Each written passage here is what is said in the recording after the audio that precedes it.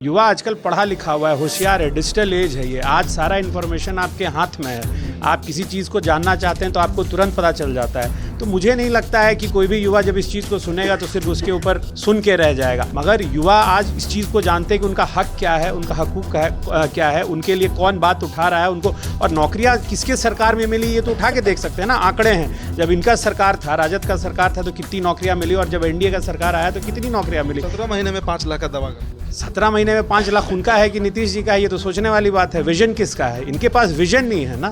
Vision रहता तो explain करते कि हम कहाँ से जनरेट कर रहे हैं, कैसे होगा। 10 में स्टेट इतना बैकवर्ड था हमारा, इस स्थिति में मिला था स्टेट की इंफ्रास्ट्रक्चर बिल्कुल नहीं था। वहाँ पे इंफ्रास्ट्रक्चर के ऊपर काम किया गया उस समय जो रोडों का जाल बिछाया गया, बिजली व्यवस्था सुदृढ़ की गई, मगर अब उसके आगे बिहार बढ़ गया है। बिहार को अब उसके आगे चाहिए, बिजली सड़क से आगे मुद्दा बढ़ गया है। पीछे में बगल में जारू बनवरिया जो पहाड़ है, यहाँ पे बहुत प्राचीन मंदिर है, और यहाँ पे खुदाई भी हुई तो कई प्राचीन मूर्तियाँ निकली। तो एक हिस्टोरिकल स्पॉट बन सकता है, और हिस्टोरिकल स्पॉट जब बनेगा, सर्किट से उसको जोड़ा जाएगा, तो यहाँ पे हॉस्पिटैलिटी सेक्टर भी डेवलप हो सकता है। तो हमारा मुद्दा यही है कि यहाँ पे कुछ अब ऐसा इन्वेस्टमेंट हो जिससे युवाओं को बाहर नहीं जाना पड़े। देखिए, घोसी विधानसभा की लड़ाई बड़ी दिलचस्प है। एक तरफ माले है, रामबली यादव हैं, और दूसरी तरफ एक युवा इस बार पहली बार इस क्षेत्र से चुनाव लड़ने आया। हालांकि इनकी पारिवारिक पृष्ठभूमि इस क्षेत्र की रही है। डॉक्टर अरुण कुमार बिहार के जाने माने चेहरा है राजनीति में। अब लड़ाई यहाँ पर कांटे की टक्कर बताई जा रही है, जो कि जातीय समीकरण पर जो चुनाव होता है, गणित जो कहता है 60,000 यहाँ पर यादव वोट है और 55,000 भूमिहार वोट है। लड़ाई सीधा सीधी लड़ाई है। लेकिन उस बीच तेजस्वी यादव जो वादा कर रहे हैं, जो कह रहे हैं तेजस्वी यादव ऋतुराज जी, हर घर सरकारी नौकरी, हर घर सरकारी नौकरी, मतलब करीब 3 करोड़ लोग को नौकरी देने का बात बड़ा भारी पड़ रहा है एनडीए पर। बिल्कुल भारी नहीं पड़ रहा है ये देखिए, ऐसा है कि अगर आप सेंट्रल गवर्नमेंट और स्टेट गवर्नमेंट के भी अगर सारे आंकड़े आप जोड़ लेंगे तो भारत में 1 करोड़ से ज़्यादा सरकारी नौकरी नहीं है। तो वहाँ पर यहाँ 3 करोड़ नौकरी देने की बात वो एक तरीके से बेमानी लगती है। पहला बात तो ये हो गया। दूसरी बात है कि आप उसमें क्या शैक्षणिक योग्यता रखेंगे, उसमें आप किस प्रकार से बहाली करेंगे, क्या जॉब उसमें आप देंगे, तो इसके ऊपर कोई चर्चा नहीं है। बस एक दिन उठ के कह देना 3 करोड़। और तो मुझे कहीं ना कहीं इसमें एक और चीज़ नज़र आती है कि जिस तरह से अभी चार्जशीटेड हुए हैं ये लोग लैंड फॉर जॉब स्कैम में, तो मुझे लगता है ये उसका पार्ट 2 शायद हो। अभी बिहार में शायद इतना ज़मीन होगा ही नहीं जितना कि इतने नौकरियां देने के बाद लोग इतनी अपनी ज़मीन दे सके। तो कहीं ना कहीं उसका ये एक दूसरा लैंड ग्रैब करने का स्कीम हो सकता है, क्योंकि कोई स्कीम नहीं है ना, कोई आपके पास इसमें विजन नहीं है कि आप कैसे नौकरी दे रहे हैं, इसमें कैसे आप उसकी योग्यता क्या होगी, आप उसके लिए राजस्व कहाँ से लाएंगे। तो इसके ऊपर कोई बात नहीं है, एक दिन उठ के कह देना। तो कहीं ना कहीं मुझे तो ये उसमें वही लग रहा है कि फिर से एक बार बिहारियों की ज़मीन को कब्जा करना चाहते हैं ये। लेकिन आपको नहीं लगता ऋतुराज जी कि इससे जो युवा तबका है, खासकर जो इंटर के स्टूडेंट हैं, जो अंडर ग्रेजुएट हैं, जो 20 साल के लड़के हैं, उन पर थोड़ा सा इन्फ्लुएंस पड़ेगा इस बार? बिल्कुल नहीं पड़ेगा। युवा आजकल पढ़ा लिखा हुआ है, होशियार है, डिजिटल एज है ये। आज सारा इन्फॉर्मेशन आपके हाथ में है। आप किसी चीज़ को जानना चाहते हैं तो आपको तुरंत पता चल जाता है। तो मुझे नहीं लगता है कि कोई भी युवा जब इस चीज़ को सुनेगा तो सिर्फ उसके ऊपर सुन के रह जाएगा। आप क्योंकि देखिए, आज जो स्थिति है इस प्रदेश में, युवाओं के लिए कार्य हुआ है, मगर युवा आज इस चीज़ को जानते हैं कि उनका हक क्या है, उनका हकूक़ क्या है, उनके लिए कौन बात उठा रहा है उनको। और नौकरियाँ किसके सरकार में मिली ये तो उठा के देख सकते हैं ना, आंकड़े हैं। जब इनका सरकार था, राजद का सरकार था, तो कितनी नौकरियां मिली, और जब एनडीए का सरकार आया तो कितनी नौकरियां मिली। 17 महीने में 5 लाख का दावा करते हैं। 17 महीने में 5 लाख उनका है कि नीतीश जी का है, ये तो सोचने वाली बात है। विजन किसका है? इनके पास विजन नहीं है ना। विजन रहता तो एक्सप्लेन करते कि हम कहाँ से जनरेट कर रहे हैं, कैसे होगा। कोई विजन नहीं है इनके पास। विजन रहता तो बताते, सारा खाका देते, और खाका देते तो युवा उसके ऊपर जाते। मगर युवा को पता है कि एक चुनावी ये लॉलीपॉप कह सकते हैं आपकी है। देखिए, एक चर्चा तो होती है, बिहार हम भी घूम रहे हैं, कई विधानसभा गए, लोगों के बीच नीतीश कुमार को लेकर एक सेंटिमेंट जरूर है कि भाई 20 साल में उनको जो करना था कर दिए। बिहार अब वहाँ पर आकर खड़ा है जहाँ पर अब इन्वेस्टमेंट यहाँ हो सकता है। उसी इन्वेस्टमेंट पर तेजस्वी भी बोलते हैं, क्योंकि बिहार में का सबसे बड़ा मुद्दा जो मुझे समझ आता है वो रोजगार है, वो पलायन है।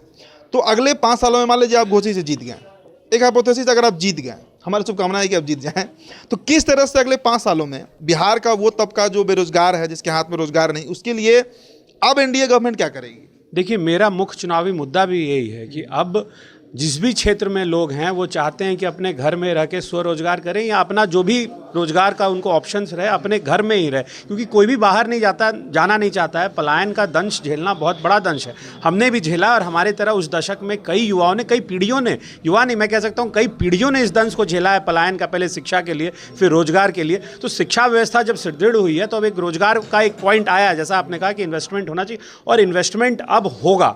जैसा आप कह रहे हैं कि तेजस्वी यादव जब इन्वेस्टमेंट की बात करते हैं तो तेजस्वी यादव जब इन्वेस्टमेंट की बात करते हैं तो बेमाना लगता है, क्योंकि जो इंफ्रास्ट्रक्चर था वो उनके सरकार में ही सारा बदला, जो भय का माहौल आया सब उनके सरकार में बदला। तो इन्वेस्टर वो देखेगा कि कौन किसकी छवि कैसी है, इन्वेस्टर वो देख के आएगा। उसको पता है आज जिस प्रकार से देखिए अदानी ग्रुप यहाँ पे इन्वेस्ट करने जा रहा है, कितनी जल्दी उनको ज़मीन मुहैया कराई गई और सरकार ने तो उसका स्कीम लेके आई है ना कि आप इतना इन्वेस्ट करेंगे तो आपको ज़मीन आराम से मिल जाएगा। ये तो अधिग्रहण करने में भी, क्योंकि आप जानते हैं एक बड़ा प्रोसेस है, बहुत आप कह लीजिए लेंदी प्रोसेस है और बहुत इंटेंगलमेंट, उसमें रेड टेपिज्म बहुत हो जाता है। तो हमारी सरकार ने इन चीज़ों को ख़त्म किया है और इन्वेस्टमेंट होगा हमारी सरकार को, और हमारा मुद्दा भी यही है कि अब इन्वेस्टमेंट ऐसा हो हर विधानसभा, खासकर मेरा अपना मुद्दा ये है कि मेरे विधानसभा क्षेत्र में कुछ ऐसा इन्वेस्टमेंट हो कि युवाओं को बाहर ना जाना पड़े, क्योंकि यहाँ पे कई प्रॉस्पेक्ट्स हैं। हॉस्पिटैलिटी सेक्टर में हो सकता है, क्योंकि ये आप जिस एरिया में हैं, पीछे में बगल में जारू बनवरिया जो पहाड़ है, यहाँ पे बहुत प्राचीन मंदिर है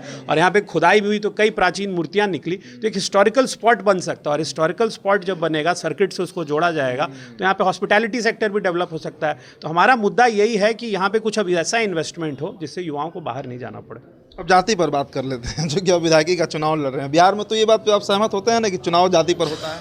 देखिए मैं इस चीज़ से सहमत नहीं हूँ, क्योंकि अगर इस चीज़ पे अगर मैं सहमत रहता तो आप कह लीजिए कि आप जैसा कह रहे हैं कि इनका 60 है, इनका 50 है, तो फिर तो कभी किसी की सरकार बदलती ही नहीं। ये काम पे अब लोग, देखिए मैं वही कह रहा हूँ, डिजिटल है, लोग विकास और काम देखते हैं, कितना विकास मेरे लिए कौन कर सकता है, लोग ये देख रहे हैं। जनता, आप जैसे अभी खुद घूम रहे होंगे तो जनता के बीच में आप जा रहे होंगे तो अभी जो विधायक हैं उन्होंने कोई काम नहीं किया, स्पष्ट है। तो जनता उसके लिए नारुष्ट है, ना कि वो किस जात से हैं, क्योंकि अगर आप जाति की बात करेंगे तो आप उनके कैडर वोट में भी जो कहते हैं, कैडर वोट में भी आप जाएंगे तो वहाँ भी नाराज़गी है। तो यहाँ जाति का कोई फैक्टर नहीं हो जाता है जब विकास का एक पैमाना है, जो बिहार में हमारी सरकार ने 2005 के जो मिला था बिहार माननीय मुख्यमंत्री जी को और आज का जो बिहार है उसमें अंतर है, और लोग उस चीज़ को कंपेयर करके देखते हैं कि हमारे विधायक ने कितना काम किया या नहीं किया। इसलिए मुझे नहीं लगता कि जाति बहुत बड़ा फैक्टर हो सकता है। जाति फैक्टर नहीं है ऋतुराज जी, लेकिन एक मसला है ना भाई कि टिकट का बंटवारा, उसी पहले यहाँ से चर्चा थी कि जगदीश शर्मा के पुत्र लड़ेंगे, फिर उनको शिफ्ट किया गया, फिर आपकी एंट्री हुई, तो कहीं ना कहीं यादव और भूमिहार के समीकरण को बैठाने का प्रयास तो किया ही जाता है। उनका अपना गठबंधन है, हमारा अपना गठबंधन था, उनके गठबंधन ने क्या थॉट प्रोसेस सोचा वो उनके ऊपर था। पार्टी ने मुझे सोचा कि यहाँ से लड़ना चाहिए, मेरा घर है यहाँ, मुझे यहाँ से पार्टी ने कहा, मैं लड़ने के लिए आ गया। इसमें मुझे नहीं लगता है कि बहुत जातीय समीकरण देखा गया होगा, मुझे नहीं लगता है कोई बहुत बड़ा फैक्टर है। अंतिम सवाल है, 2010 का चुनाव, 2025 का चुनाव, तब के नीतीश कुमार का परफॉर्मेंस, अब के नीतीश कुमार का परफॉर्मेंस, अंतर दिखता है दोनों में? अब का परफॉर्मेंस और अच्छा हो गया है, पहले जो 10 से अच्छा हुआ है, 10 से भी अच्छा हुआ है। मैं इसलिए कह रहा हूँ कि 10 में स्टेट इतना बैकवर्ड था, हमारा इस स्थिति में मिला था स्टेट की इंफ्रास्ट्रक्चर बिल्कुल नहीं था। वहाँ पे इंफ्रास्ट्रक्चर के ऊपर काम किया गया उस समय जो रोडों का जाल बिछाया गया, बिजली व्यवस्था सुदृढ़ की गई, मगर अब उसके आगे बिहार बढ़ गया है। बिहार को अब उसके आगे चाहिए, बिजली सड़क से आगे मुद्दा बढ़ गया है, नौकरी चाहिए हमें, अपना अच्छी स्वास्थ्य व्यवस्था चाहिए। यहाँ महिलाओं को स्वरोजगार के लिए जो सरकार ने व्यवस्था दी है, जिस प्रकार से आप देख रहे हैं कि हर जिले में मेडिकल कॉलेजेस और मेडिकल हॉस्पिटल बनाने की बात हो रही है, तो अब मुद्दा 2010 से आगे बढ़ चुका है, परफॉर्मेंस उससे भी आगे जा चुका है और अगले 5 साल में आप देखेंगे शायद उससे भी आगे जाए बिहार। चलिए, हमारी शुभकामनाएं है आपके साथ ऋतुराज जी। तो घोषीकरण सज चुका है, पहलवान मैदान में उतर चुके हैं, नामांकन भी सब प्रोसेस हो गया है, चुनाव प्रचार चल रहा है। फिर जुड़ते हैं दोस्तों, हम यहाँ के कुछ लोगों से बात भी करेंगे क्षेत्र में जाकर कि क्या राजनीतिक माहौल है यहाँ पर। बहुत बहुत शुक्रिया।